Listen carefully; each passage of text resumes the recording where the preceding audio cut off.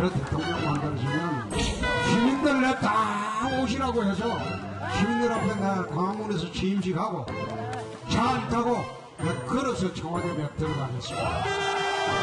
청와대 내려는 전부 국회의원들로 채워가지고 한 달 내에 인사청문회 다 통과하고.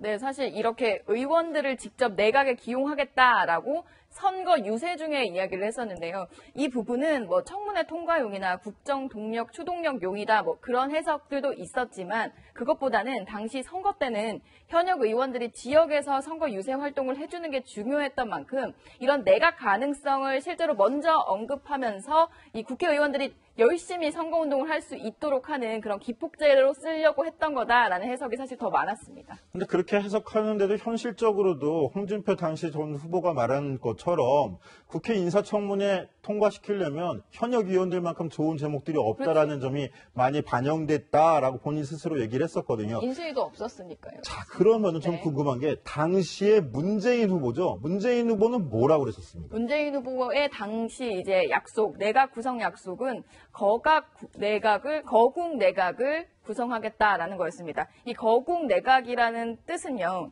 특정한 당이나 정파의 사람들의 한정해서 쓰지 않겠다라고 약속을 했었는데요. 그러나 지금 오늘 4명의 장관 후보자를 보면 특정한 정당에 몰려 있는 게 사실이거든요. 그리고 뭐 이 거국 내각 약속과 함께 문재인 대통령이 더불어민주당의 정부를 만들겠다라고 약속한 부분들도 있어서 사실 약속 내부에서 조금 상충되는 부분도 있는 것 같으나 이 거국 내각에선 조금 떨어져 있지 않나라는 생각도 듭니다.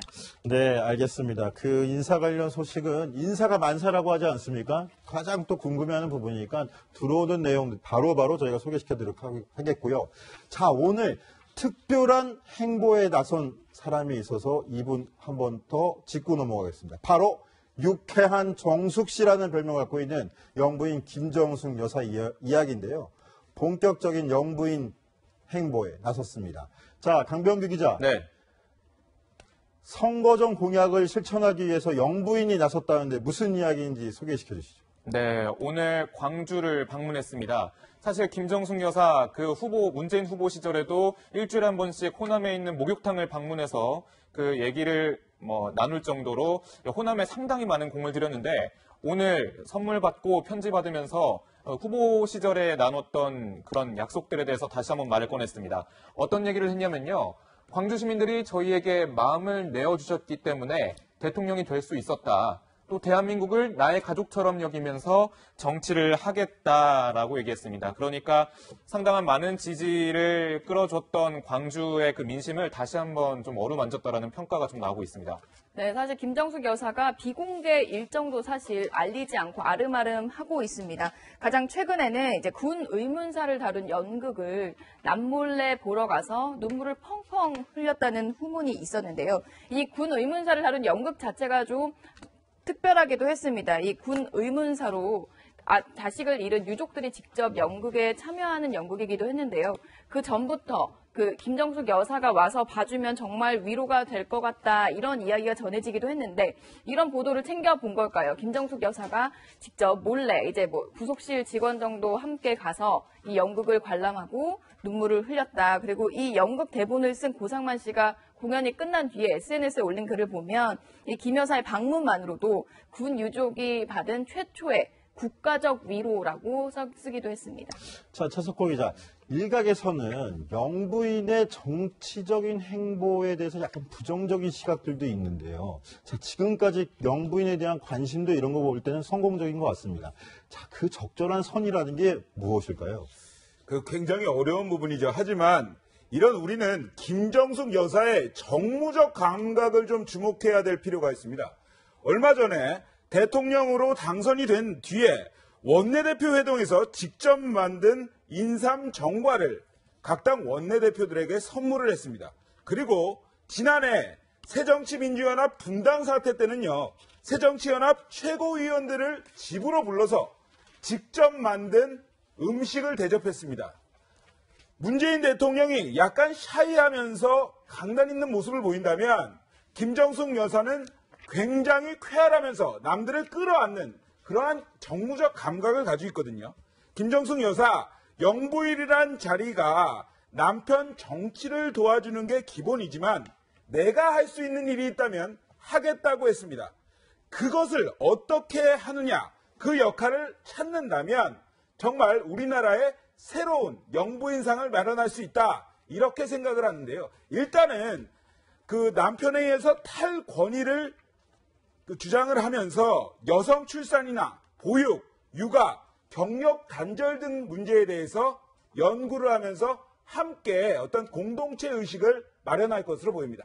자, 독설가인 최석호 기자 입에서 칭찬도 나오고 저렇게 전망도 굉장히 좋게 나오면 아직까지는 좀 인기가 많은 것 같은데요. 그 인기만큼이나 또 특이하게 잘 팔리는 물건들이 있다는데, 이게 문재인 대통령을 향해서는 문템, 또 김정숙 여사를 향해서는 정숙템이라는 게 인기라면서요. 네, 그렇습니다. 문템 혹은 이니굿즈라고 하죠. 문재인의 이니 해서 이니 굿즈에서 이니의 상품들이라는 뜻인데, 처음 들었습니다. 처음 드셨습니까? 네.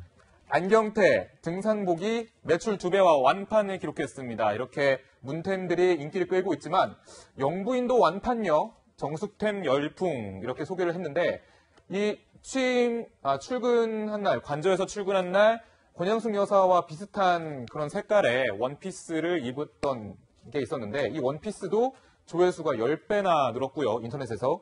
또 이 통굽 신발 역시 재주문 요청이 쏟아지면서 여러 사람들의 인기와 주목을 받고 있습니다. 이렇게 주목을 받는 이유는 뭘까요? 아무래도 지지자들이 똑같은 마음이 되고 싶고 똑같은 걸 입고 싶고 동일화되고 싶어하는 그런 팬덤 형상이라는 것이 심리학자들의 분석입니다.